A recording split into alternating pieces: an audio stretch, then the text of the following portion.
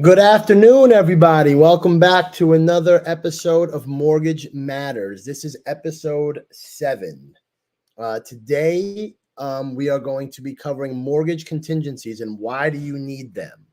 Now, mortgage contingencies are a crucial component of the home buying process, and understanding their significance is vital for a smooth transaction.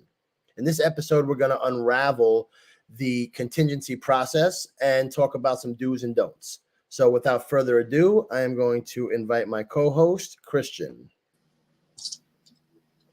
There he goes. Hey, man. How you feeling, buddy? I'm feeling good. Feeling good. I need a haircut, but I'm otherwise feeling good. I need a beard trim is really what I need. Yeah. I tell Jen I'm going to the barbershop. She's like, what are you going to the barbershop for? Like, it's scrape it up. That's right. That's right. Yeah, it's definitely neat. The straight edge. We just can't match it at home, No, exactly. It's perfect. When I leave there, it's nice and trimmed down. Comes in nice. Yep. So I don't know if you noticed, I'm in a different room today. Yeah, what's up? I'm not in my KW office. I am actually in my basement office of my house, and it's a little less attractive, but I figured we're going to bring some amazing content today and some good insight, so don't mind the backdrop. It's all right. I don't judge a book by its cover. So I want to jump right into talking about just some news. Before we get into the topic of the day, are you okay with just running through some news that kind of came across our desk? Sure. What specific? What about? Yeah, so here I got a nice fancy slide. Yeah. I got a nice fancy slide for us. Nice. All right. So I actually pulled this from your app, which is extremely helpful. So for anybody who does not have Christian's app, it's more than just calculating what your mortgage is. It's actually staying up to date with mortgage news. So I pulled this from your app. So that was just a plug for your app there. Thank you. I appreciate that. Thanks. What I did was, so I pulled this article. Now, this article comes from mortgagenewsdaily.com. And I highlighted just a couple different passages, and I figured we just kind of run through them a little bit. So the first thing I highlighted, it says that mortgage application activity has increased in each of the first 3 weeks of the new year. Even though 2 of those weeks were impacted by federal holidays, there was a strong purchase loan component each week. So what I read there, and tell me if I'm on the right track, is that there's more applications being filed, more buyers coming to the market, right? Yeah. And that's really not unusual with seasonality. I mean, remember when we get through the holidays, our industry pretty much dies out the last 2 weeks of the year. Everybody's, not too many people are focusing in on starting a mortgage application or shopping around for a house. So that's usually when I take a vacation also, because we're not getting bombarded. But then, a lot of those people that maybe were looking right before the holidays, or possibly even had offers accepted right before the holidays, and we're still kind of, working on those slowly. We're ready to put those applications in, the first couple of weeks of January, so, but I always see an uptick in the first couple of weeks. But then this time of year, second, third week, January going into February, more of an uptick in pre-approval applications because people are trying to, get ready and lined up. So it does start to get busier, still, seasonally slow just because, again, seasonality of the business, but definitely seeing a lot of people getting ready for spring, and anticipating spring. Yeah, I'm seeing it too as a realtor, right? Like all of a sudden, all of these emails and all these people that are searching on the website, like the activity just upticks. Right. It's amazing how many more people, in my database, I've got probably, I don't know, maybe a little over 2,000 active buyers who have been searching in the past 3 years or so. And you'll have people that, I haven't seen on the website in 6 months. Now, all of a sudden they're searching, they're picking favorites. The conversations are getting a lot more serious, and they want to book those buyer consultations and start talking about this. So, And it's impacted by mortgage rates also. I mean, we got hit, mortgage rates on, an average 30-year fixed rate, hit 8% for, a couple of days there in November. And that just put, damper on the entire market. I mean, people just like, people that were looking, just were, sideline themselves. And now, that we're looking at rates, in the sixes, mid to low sixes, maybe, don't want to jinx it, approaching fives in the next few months. Those people are back, coming back strong, so, because those are people, too. I mean, I have a lot of people that have been looking for months and months and months, and they've seen the ebbs and flows of the market. When I first pre-approved them, rates were in the sixes. Then they went up as high as 8. So then they sat back. Now they're back in because they're back in the sixes. So you're starting to see more activity for sure, and directly impacted by news on mortgage rates for sure. Yep. Okay. All right. So let's move on here. Just a couple of these, just some fancy slides, but I highlighted. All right. So this passage I thought was interesting, and I thought you would have an interesting viewpoint on it. Mortgage rates increased slightly last week, but there continues to be upward trend in purchase activity. Conventional and FHA purchase applications drove most of the increases last week as some buyers moved to act early in the season. That came from the MBA's Vice President, Deputy Chief Economic Refinance. I apologize. Let me just reread that. They said that refinance applications have declined week over week because there's still little incentive for homeowners to refinance. So what does that read to you? Well, because a lot of the refinancing, especially people that bought very recently, there's still a very, there's a large segment of people that bought in the last 2.5 years that are in the sixes now. So they're not nearly looking to refinance just yet. But then there's a smaller segment of people that might have bought and still have rates in mid to high sevens. But again, that's kind of a small segment. The rates were in that bucket for a few months.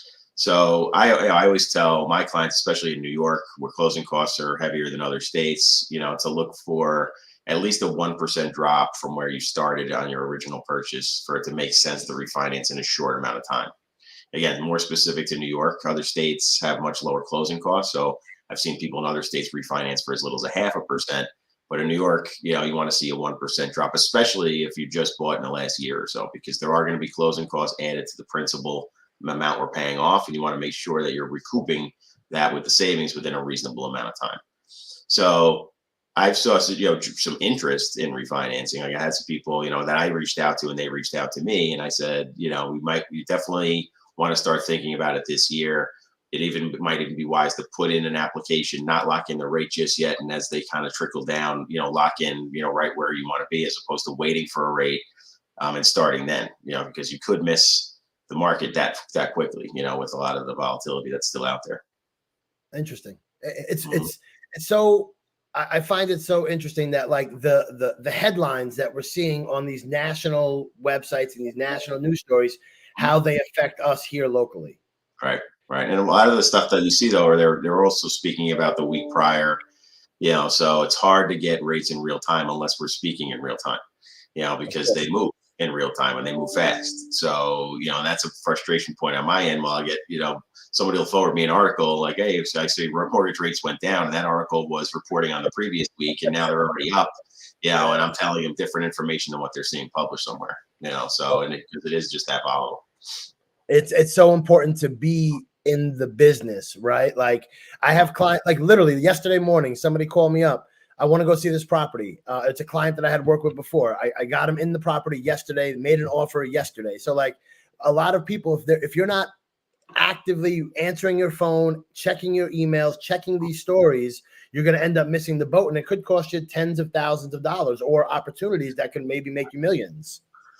Right. And even more importantly, having a pre-approval in place. I have people that'll call me and they have something to sell. They have a co-op, a condo, something to sell. And as we're just starting that conversation, 9 times out of 10 in that initial, they're saying, oh, but we just saw a house that we want to make a bid on. And I'm like, well, you're putting the cart before the horse. Like we haven't even looked at what you're selling in order to buy. And like, we have to repiece all that stuff together and like kind of pump the brakes.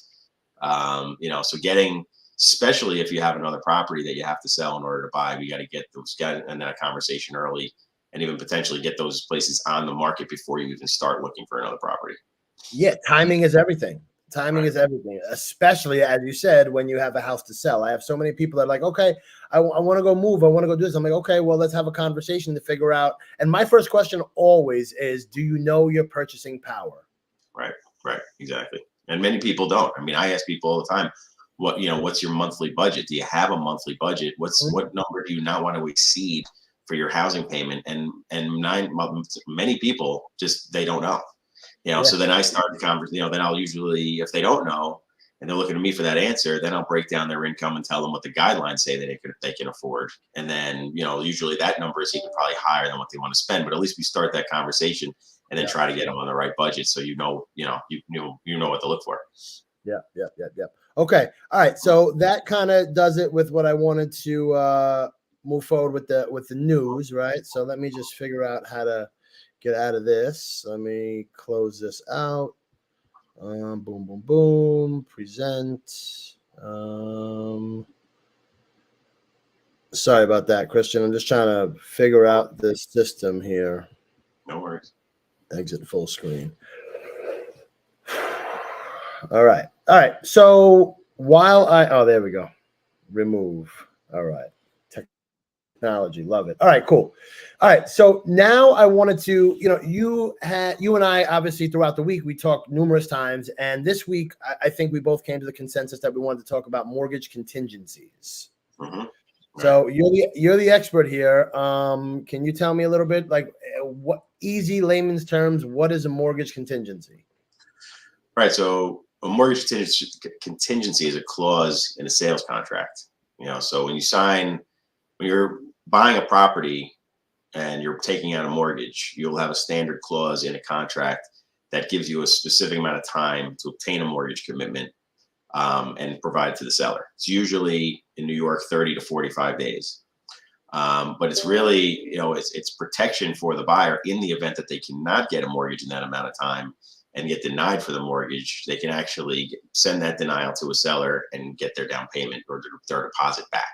It's really the only thing on the buy side, aside from title, that protects a buyer's initial deposit.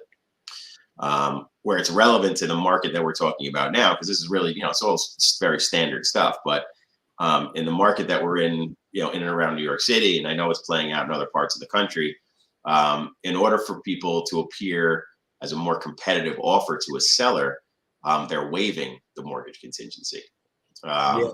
Historically, we wouldn't really advise somebody to waive a mortgage contingency unless you had cash to back it up. So the reason that this has become more of a thing is because there are still a lot of cash offers out. A mortgage contingency as a buyer is really the only way, that some of the buyer's agents feel they can compete with a cash offer. Because if they're waiving their mortgage contingency, it's essentially telling to a seller, like, yes, I'm getting a mortgage, but if I can't get a mortgage, I'm still buying the property no matter what. So it could be a dangerous scenario if you don't have the cash to back it up. A lot of my lawyer friends, it's difficult for them because in New York, as you know, everybody's lawyers up on all sides. Other states don't have lawyers reviewing these contracts at all. So in other states, the real estate agents will put together the contracts, buyer, seller. It's a binding contract, and then they proceed. So in New York, you do have that double layer of kind of protection of a lawyer, explaining to you, what the pros and cons are and making sure that you are comfortable, waiving a mortgage contingency. So one of the things that we do, that I do, is, to help buyers feel more comfortable in this scenario, is not only do my standard pre-approval, which is, as good as it is, but I actually will put together an application and put it through underwriting. So we can gather all their documentation, we can get their pay stubs, W-2s, tax returns, whatever needed, and put it together without an address. So we could put a to be determined address on there. We put it in, we get an underwriter to review everything, sign off on it. The way I normally do it is I inflate the price, the property taxes to a level, even higher than what they initially tell me that they want to pay, in the event that when they do find a property, that mortgage commitment is still going to be good. So essentially, it's more than a pre-approval. It's a mortgage commitment, the same type of commitment that we would produce after somebody signs a contract. So it gives, and again, it really just gives the buyer that added sense of security to say like, okay, it's not as dangerous if I'm forced into a position where I have to waive this contingency. Yeah. So, with a buyer, so just to your point, right? Like, sellers, right? So flip the script. We're always talking about buyers, but for sellers, they could feel more comfortable accepting an offer that doesn't have that mortgage contingency in there. And you doing all that due diligence ahead of time makes the buyer feel comfortable saying, listen, you know what? He's already ran all my numbers and he's running my numbers at 700-800K. I'm only looking at a $500,000 house. There's no way I'm not going to get this loan taken care of. Or I feel very comfortable knowing that I can waive the contingency. And what I see a lot of times is people waive the contingency, but put down lower down payments because that way there's not so much risk on the table, right? Like, cash on contract will be low. Like you could say, okay, I'm going to do a 20% down payment, but my cash on contract is only going to be, let's just call it 5%. Right. So, and then they'll waive the contingency. And that's kind of the way that I, as a realtor, mitigate and try to make it win-win for everybody, right? So like the seller wants no mortgage contingency.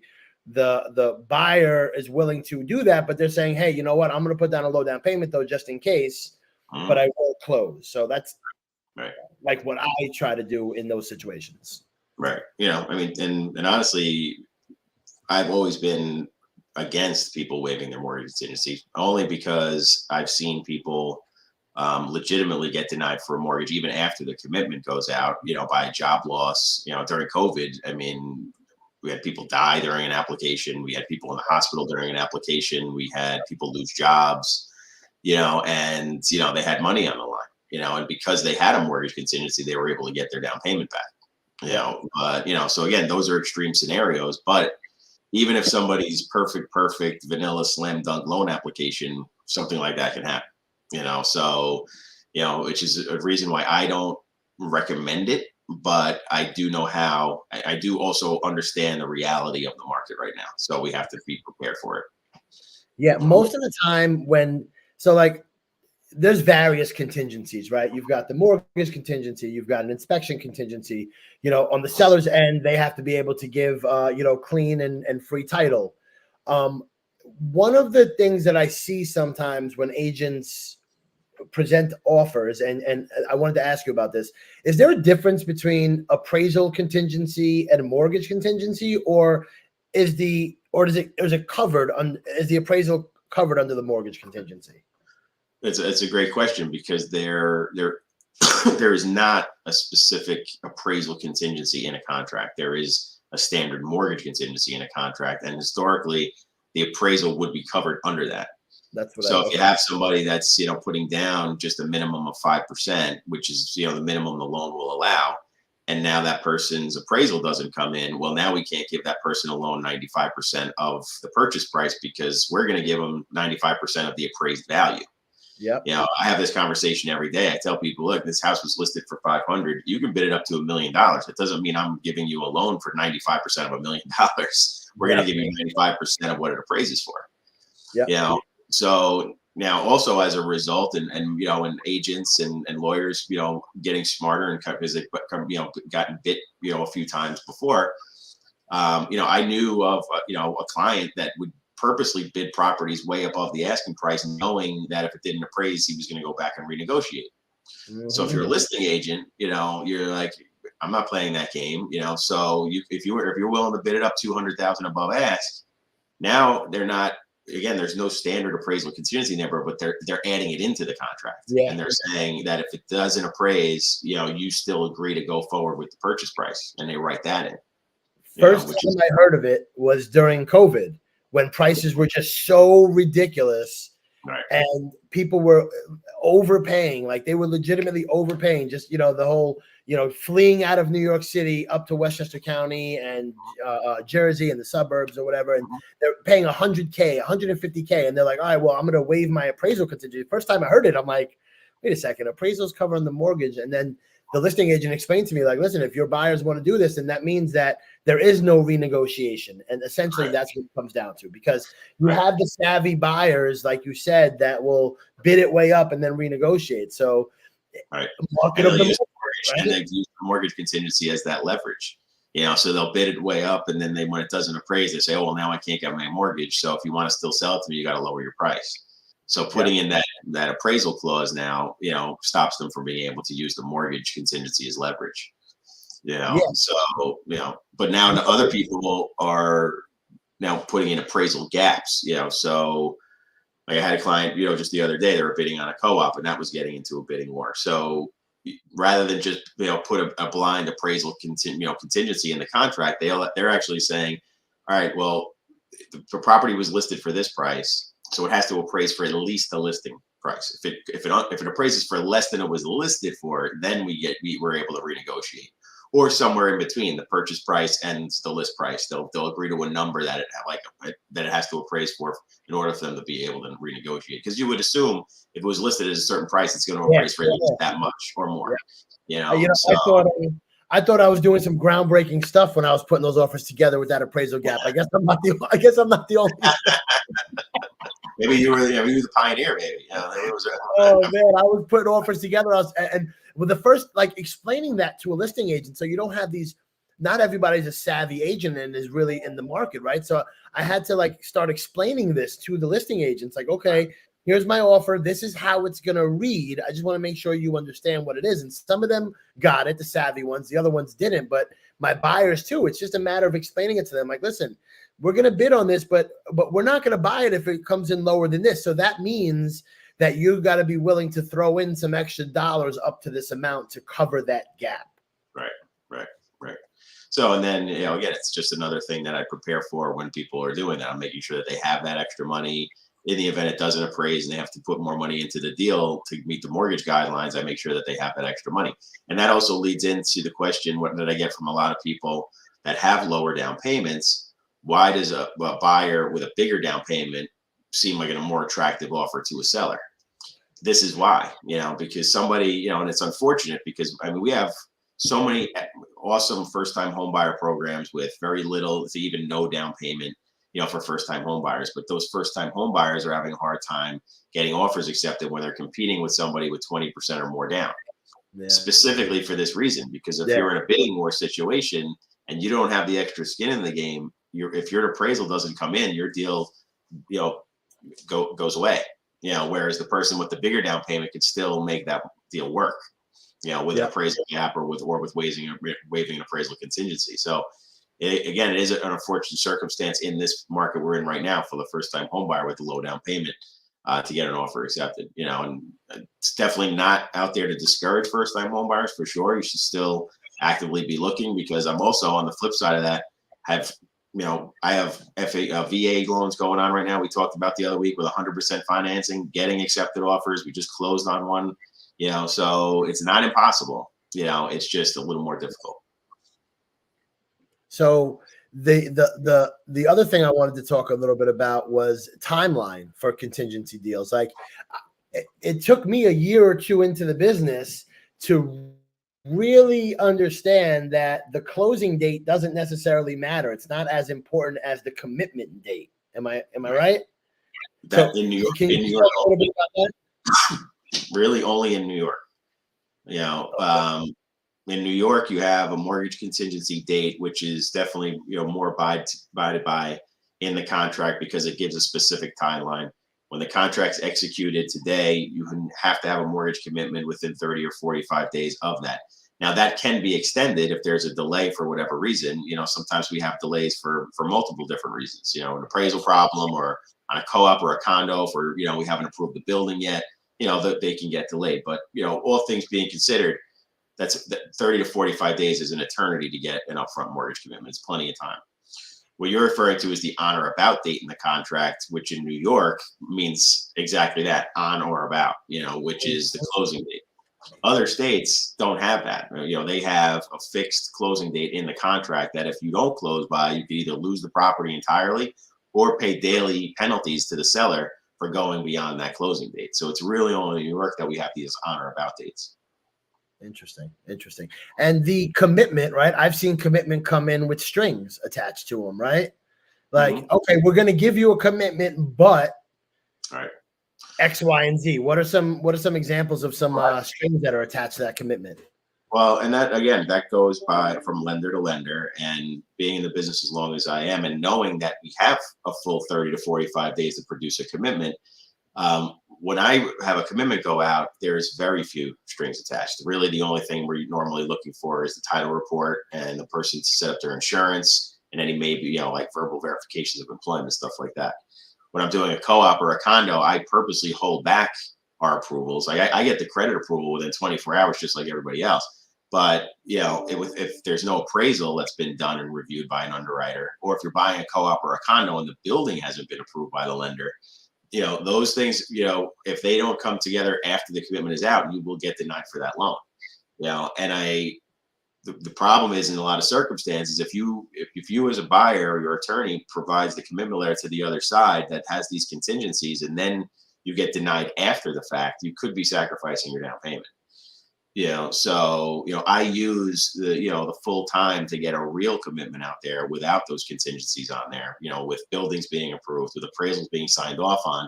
So that way, when that commitment goes out to the seller's attorney, there's nothing really barring, a catastrophic event that's going to keep that person from getting that loan.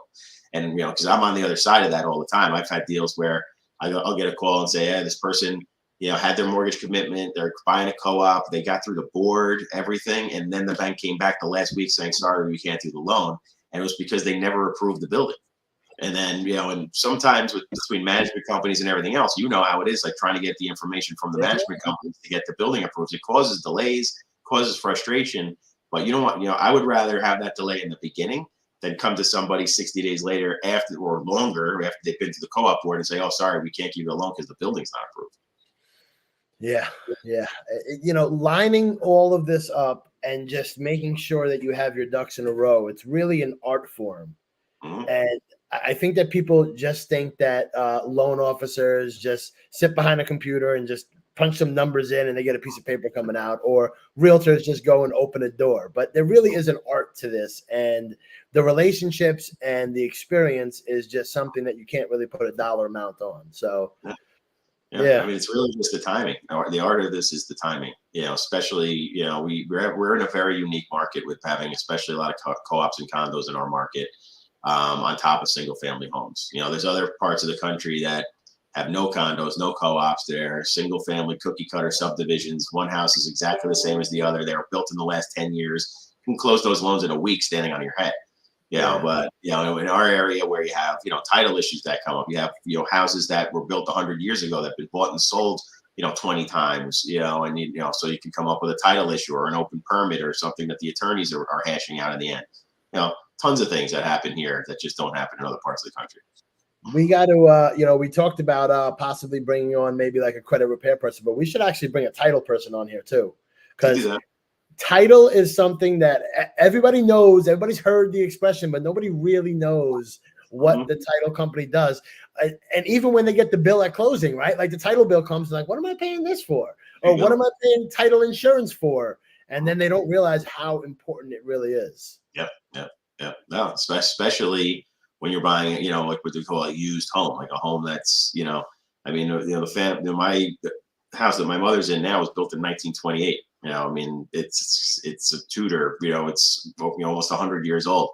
You have to compare that to a house in Florida that was built in the last 5 years, and when it comes to, and even just permitting and everything else, all the red tape and everything that we deal in New York that you just don't even have in other states, between, filing permits and closing out permits and, all the building codes and everything else. And that's all of what title does. Title researches all of that information, making sure that you are buying what you think you're buying.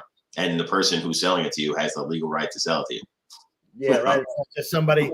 There's not just somebody on the corner that just says, "Hey, yeah, I own that house. I'll sell it to you."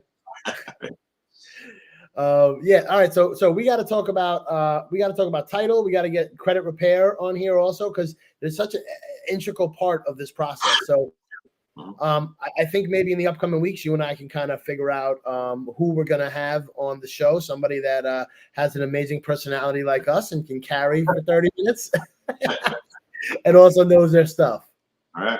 No, sounds good, man. Definitely. All right. So I guess that's all we have for today. Christian, thank you so much for your time. I always appreciate it.